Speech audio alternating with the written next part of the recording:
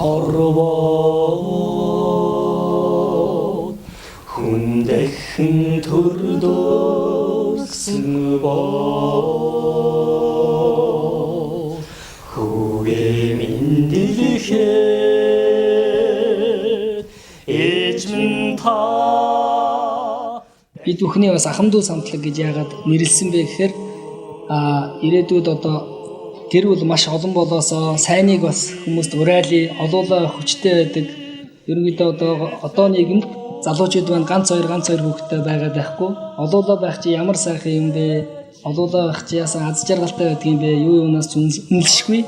Мөнгө төгрөг одоо эд баялгаас илүү үнэлшгүй тийм сайхан зүйл байдгийн шүү гэдгийг нэг айлын 8 залуугаас магадгүй 8 улаас дуулж болно цаашдаа.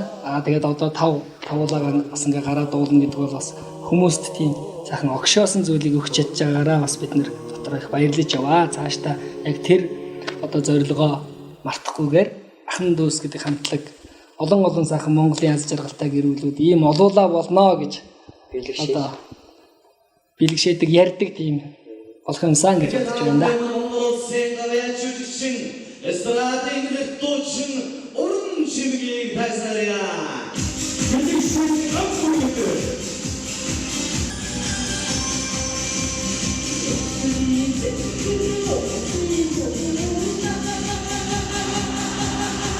За зарим хүмүүс бид нарыг ийм олуулаа яаж өссөн бол аав ээжийнхээ үгэнд яаж орж исэн бол гэж их асуудаг. Тэгээд хизээч бид нарыг аав ээж маань загнаж зодож байгаагүй зүгээр л үгээр сургадаг байсан. Тэгээд бид нарыг зэмлэж одоо зодож байгаагүй ч гэсэн тэр тэглээгээд бид нар ухаан муутай болоогүй. Үгээр сургасан учраас тэр аав ээж маань хэлсэн үг бас үнэн байсан учраас хүчтэй байсан учраас бид бүхэн одоо ч гэсэн зүрх сэтгэл за аав минь гэж хэлдэг шүү. Ингэж хэлдэг шүү гэж бидний зүрх сэтгэлд хоногшдол нь одоо хэлж хүмүүжүүлж чадсан нас гэрийн сайхан байдаг юм аав ээж хоёр маань бас баярлж явдгийн аав ээжтэй.